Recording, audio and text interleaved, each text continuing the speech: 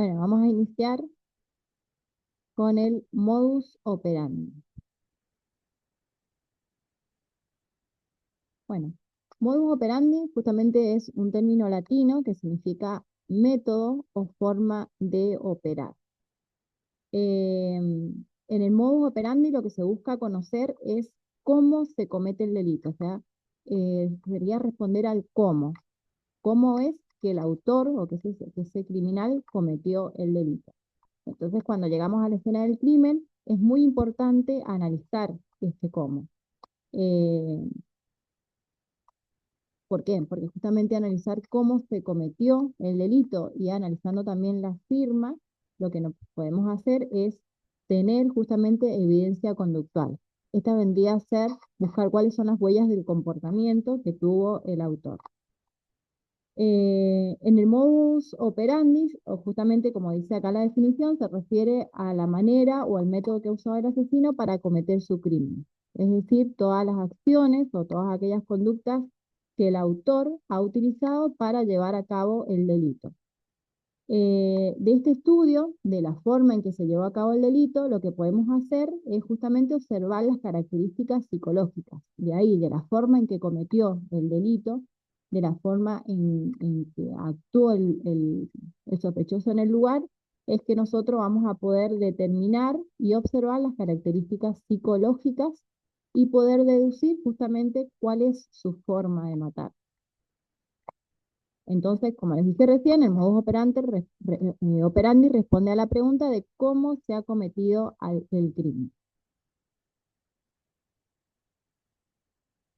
Bueno, la característica distintiva que lo distingue, digamos, al modus operandi de la firma, que la firma ya vamos a ver que es el sello personal, se basa en que todos los actos realizados por el asesino son necesarios para que se consiga el objetivo de la acción criminal.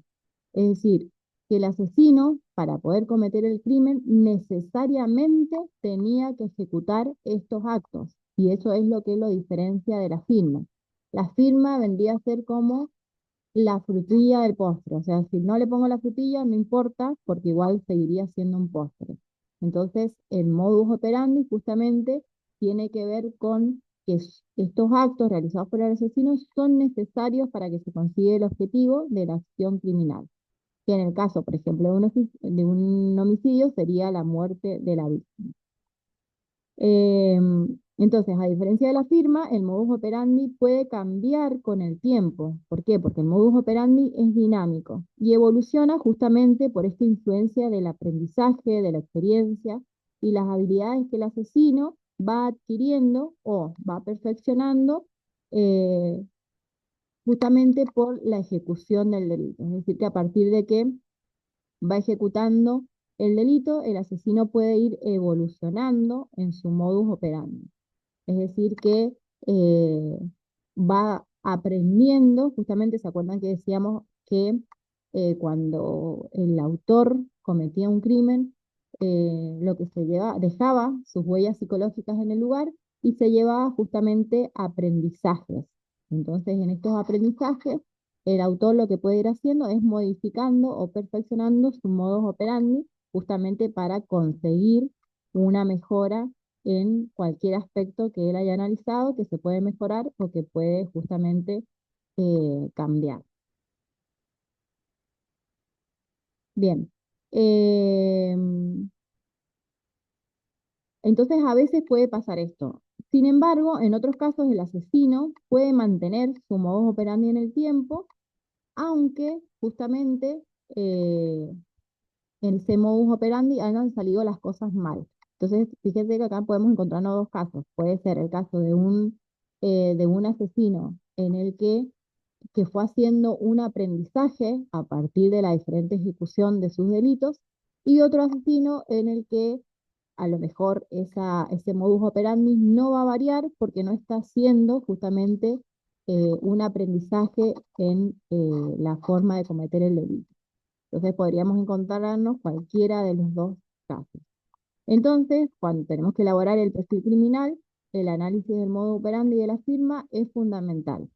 Justamente ¿por qué? Porque nos va a indicar cómo actúa eh, el delincuente y también nos va nos va a indicar, en el caso que estemos hablando de un asesino serial, si ese modus operandi ha ido evolucionando o si sigue, digamos, realizando el mismo modus operandi en cada uno de los hechos en los que interviene. Por ejemplo, cuando hablamos de modus operandi, qué cosas nos interesa analizar en el modus operandi. Por ejemplo, nos interesa analizar cuál es la hora del día que elige el asesino para atacar a sus víctimas. Entonces, si nosotros tenemos, supónganse, una serie de 5 crímenes y que esos cinco crímenes siempre ocurren en la noche, o sea, el asesino siempre ataca de noche, eso entonces podemos agregarlo al modus operandi. También la forma de matar de la persona.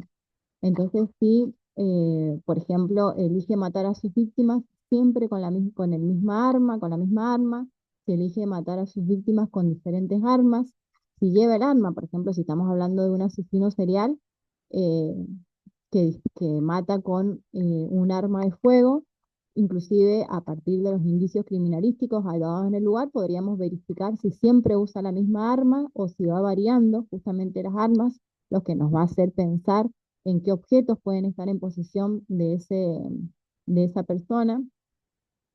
Otra de las cosas que se analizan en el modus operandi es la forma en que el agresor se va a aproximar a la víctima, si lo hace mediante el engaño, si es oportunista, es decir, que se busca la oportunidad. Eh, por ejemplo, uno de los casos que todos conocemos es el de Ted Bundy, que algunas veces, es decir, una de sus modus operandi para acercarse a la víctima era fingir que tenía el brazo roto, entonces le pedía ayuda a sus víctimas y una vez que éstas estaban cerca, las atacaba y las metía en su coche. Eh, bueno, otra de las cosas que se analizan en el modus operandi es qué zonas prefiere abordar, en qué zonas prefiere abordar y atacar a la víctima, es decir, si busca zonas solitarias, si lo hace en los estacionamientos, en la vivienda de la víctima, si espera que la víctima pare en un semáforo y la ataca cuando está en el coche. Otra de las cosas es analizar si en la escena vemos que la persona que ataca tiene alguna habilidad o está relacionada con alguna profesión. Por ejemplo, en El silencio de los inocentes, eh, digamos, el hombre tenía justamente la habilidad de hacer intervenciones quirúrgicas, lo que le permitía, por ejemplo, abrir la cabeza de sus víctimas y poder sacar el cerebro y comerlo. Entonces, también justamente eso nos va a permitir analizar alguna habilidad o alguna profesión o especialidad que tenga el agresor. Después, cómo accede, o sea, es importante analizar cómo ingresa a la escena y cómo sale de la escena, es decir, para ingresar, rompe puertas, alguien le abre porque lo conoce o porque usa algún ardid o engaño para que abran la puerta y cómo termina saliendo del lugar. Se lleva las llaves, la deja la puerta abierta. Eh, Otra de las cosas a analizar en el modus operandi es si existe una relación entre el agresor o la víctima, es decir, si se trata de una víctima que ha sido elegida al azar o todas las víctimas que han sido atacadas tienen aproximadamente un mismo perfil. Es importante también ver si existe evidencia del nivel intelectual del agresor y también verificar si el arma que utiliza era un arma que también fue necesaria para controlar a la víctima, es decir, si solamente el arma la utilizó para matar o también la utilizó para controlar a la víctima. Entonces, estos son todos los aspectos que tenemos que analizar en el modus operandi. Bueno, respecto de la firma o el sello personal, como dijimos recién, puede definirse como todas aquellas conductas y actos accesorios, esta es la palabra importante, actos accesorios al asesinato.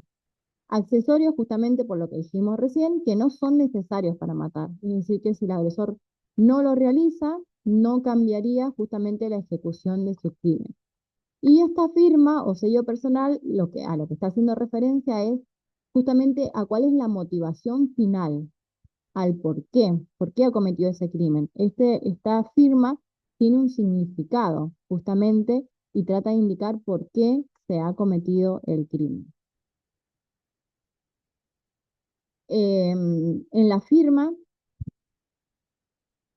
están, justamente lo que pasa en la firma, están reflejadas las necesidades psicológicas o emocionales que el criminal pretende satisfacer con la realización de sus crímenes.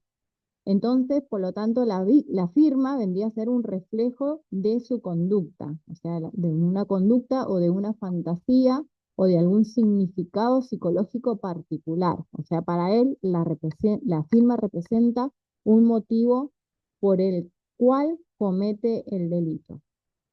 Em, por ejemplo, algunas conductas que digamos que pueden ser consideradas como firmas, pueden ser, por ejemplo, que enumera las siguientes. Mutilaciones de parte del cuerpo, por ejemplo, la firma es siempre cortarles el dedo. El ensañamiento, que es lo que se llama como piquerismo, por ejemplo, uno de los ejemplos de firma.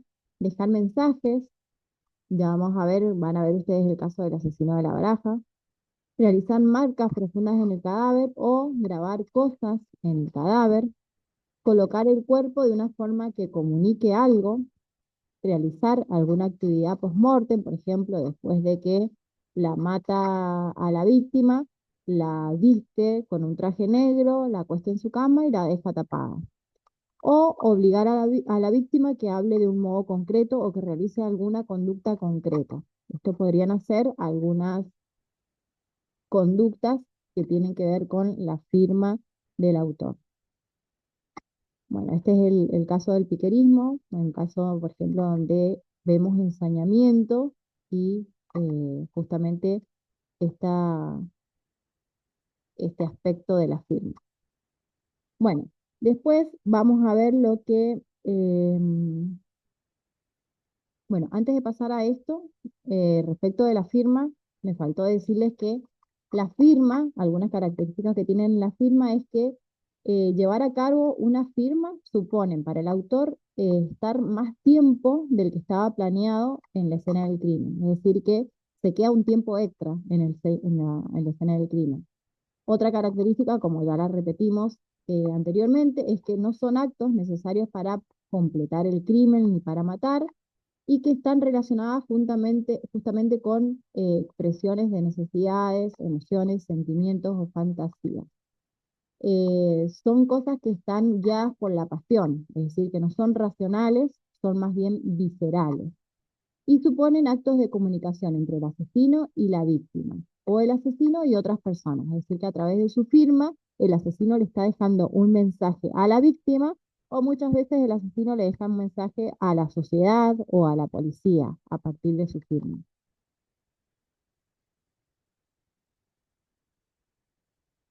Bien, y ahora sí vamos al otro de los aspectos, que es el perfil geográfico.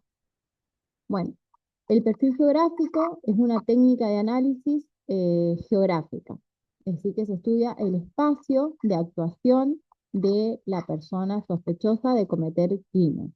Especialmente esta aplicación, este análisis se utiliza para los asesinos seriales y son justamente muy útiles para la investigación criminal. Bueno, los asesinos seriales, cuando se habla del perfil geográfico, lo que se intenta hacer es marcar los lugares donde esa persona atacó. Entonces, fíjense, por ejemplo, acá vemos con puntos rojos, se han marcado diferentes domicilios donde atacaron a personas. Eh, Se busca, por ejemplo, en este caso buscaríamos un punto central o una región central del domicilio del agresor, y existe una zona que es llamada zona de confort, que la pueden ver acá o la pueden ver acá, que es una zona donde el delincuente no actúa, justamente porque ahí hay mucha gente que lo conoce, entonces sale a buscar justamente en otras áreas de actuación, pero siempre se mueve en una zona segura, en una zona de confort, en una zona que él conoce y que está cercana a su domicilio particular, digamos, o a su zona donde, a la zona donde trabaja o donde asiste a actividades como por ejemplo el club al que asiste de manera cotidiana. Respecto del perfil geográfico, una de las cosas que se intenta, lo que se realiza es una clasificación de los tipos de agresores de acuerdo a la superfilación geográfica. Entonces, Rosmo y Canter dividían los perfiles de agresores en 4 categorías: los cazadores, los tramperos, los merodeadores y los pescadores. Los cazadores son aquellos que buscan a sus víctimas en la zona cercana a donde él vive. El trampero lo que hace es usar artimañas o crea situaciones para llevar a la víctima a su punto de anclaje y ahí es donde comete el delito. Es, por ejemplo, los típicos pederastas que lo que hacen es pedirle ayuda a los niños. Le dicen a los niños, se me perdió el perrito, lo llevan a su zona de actuación segura y ahí cometen el delito. Después están los merodeadores que actúan en un área distinta a la que residen. Tienen su base de operaciones en un lugar amplio, pero que es distinto del lugar donde ellos viven. Y los pescadores que asaltan en su zona de actividad rutinaria, donde trabajan o donde se divierten. Pero lo que hacen es atacar a la víctima sin planificar. Este caso, por ejemplo, de que atacan a su víctima sin planificar, eh, es un caso común de asesinos, acuérdense, que son clasificados como desorganizados, es decir, que son oportunistas, no planifican cuál va a ser su víctima, sino que la atacan justamente eh, cuando encuentran la oportunidad dentro de su actividad rutinaria o los lugares donde trabajan o tienen o se divierten. Bien, y finalmente vamos a hablar de lo que es la evaluación de la escena del crimen. ¿Cómo se realiza la evaluación de la escena del crimen? Con, digamos, visión de poder crear un criminal profiling. Es justamente uno de los aspectos también bastante importantes al momento de realizar la perfilación. La escena del crimen se define como el área en la que ha tenido lugar un acto criminal. Fíjense que la escena del crimen es la misma tanto a nivel de criminalística como de criminología. Lo que pasa es que en la criminología lo que tratamos de analizar es justamente una escena del crimen a partir de buscar las huellas psicológicas del autor y también determinar si existen escenas que estén relacionadas con el mismo tipo de agresor. Entonces, el estudio de la escena del crimen vendría a ser el corazón del análisis criminal o del profiling. Entonces, ¿cómo estudiamos la escena del crimen? La estudiamos analizando la evidencia física que fue colectada por los forenses, por ejemplo, el cuerpo médico forense y la policía científica, analizando las conductas que tienen que ver con el perfil psicológico, es decir, con la evidencia conductual, y también utilizando lo que habíamos recién, que es el análisis del perfil geográfico y el análisis del tipo de víctima que es elegida por el autor. Entonces, a partir de analizar todas estas cuestiones, nosotros podemos llegar a establecer justamente un perfil del autor. Bueno, ¿cómo se hace la evaluación de la escena del crimen? Primero, justamente fíjense que valiéndonos de lo que es el perfil geográfico, tenemos que establecer la ubicación de la escena del crimen. ¿Dónde ocurrió? ¿Dónde ocurre el crimen? ¿Por qué? Porque esto nos va a permitir observar si el autor está familiarizado con el área, si ha planeado el crimen o si fue un acto oportunista, es decir, que tuvo la oportunidad y cometió el delito donde fuera que sea.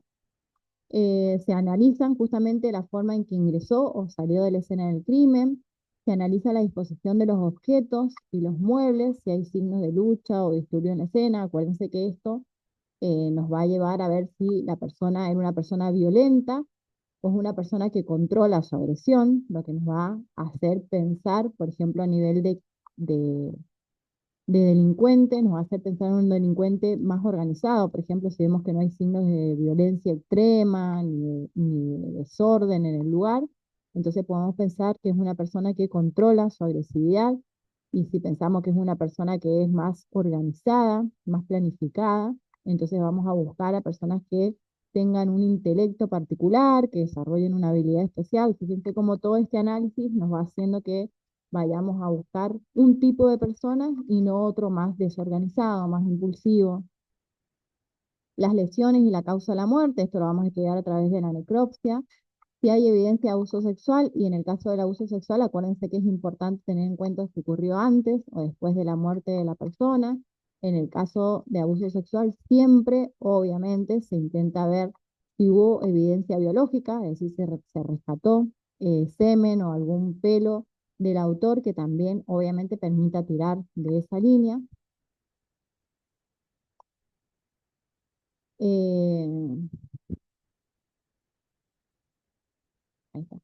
¿Cuáles son los objetos o la prueba dejada? Entonces, por ejemplo, si este autor ha dejado notas, ha dejado algún signo, ha dejado alguna firma en el lugar, si está intentando comunicarse con alguien, si en los mensajes que deja es un mensaje que permita, que digamos que intenta dar un mensaje a la sociedad en general, o si digamos, encontró este feedback con la policía, entonces trata de comunicarse con la policía. Se analizan si hay patrones de comportamientos ritualísticos, por ejemplo, que dejen símbolos o que pongan los objetos de determinada manera, esto también es importante. Eh, Se observan si se roban o no objetos de valor, porque, por ejemplo, cuando pensamos en un homicidio, una de las cosas que se trata de observar es si faltaban o no faltaban objetos de valor, y eso me permite saber cuál es la motivación de la persona que mató. Es decir, entró a matar y, o sea, entró a robar y sin querer mató, o mató y no se llevó ningún objeto de valor, entonces tengo que buscar otro motivo. ¿Y cuánto tiempo permanece en la escena? ¿Por qué? Porque esto puede indicar si el autor tenía prisa, o si se quedó más tiempo del necesario, o si tenía justamente una planificación. O sea, él sabía que tenía el tiempo suficiente para permanecer en la escena y no estaba preocupado justamente porque vuelva alguien. ¿Qué es lo que nos indica esto? Que esta persona pudo justamente haber ya estudiado a su víctima, sabía qué tiempo pasaba solo o en qué momentos estaba solo o cuánto tiempo permanecía la persona sola en su casa, entonces sabía cuál es el tiempo que contaba para llevar a cabo su crimen. Bien, bueno, entonces teniendo en cuenta estos 5 aspectos, lo que van a hacer, lo que vamos a realizar como una actividad práctica es estudiar el caso conocido como el asesino de la baraja. En este caso, para este caso, ustedes lo pueden buscar justamente como el asesino de la baraja y pueden utilizar la información que ustedes quieran. Para que ustedes sepan, existe un documental, una docuserie en realidad, y también hay un documental que dura 1 hora y 40 aproximadamente, y una serie que creo que son 3 o 4 capítulos. Pueden ver si quieren eso o pueden utilizar información que investiguen en internet, y lo que van a hacer justamente es responder a estos aspectos que hemos ido viendo. Es decir, van a hacer un análisis de la escena del crimen, van a analizar el modus operandi, van a analizar si utilizaba firma, van a analizar cómo era la selección, cómo eran las víctimas que elegía, y van a realizar un perfil geográfico. En el perfil geográfico lo que van a tener que hacer es buscar un mapa, en el mapa marcar los puntos de los lugares donde cometió los asesinatos y marcar el punto donde vivía para establecer justamente qué tipo de agresor, de acuerdo a su perfilación geográfica, era esta persona. De todas formas, van a encontrar el desarrollo.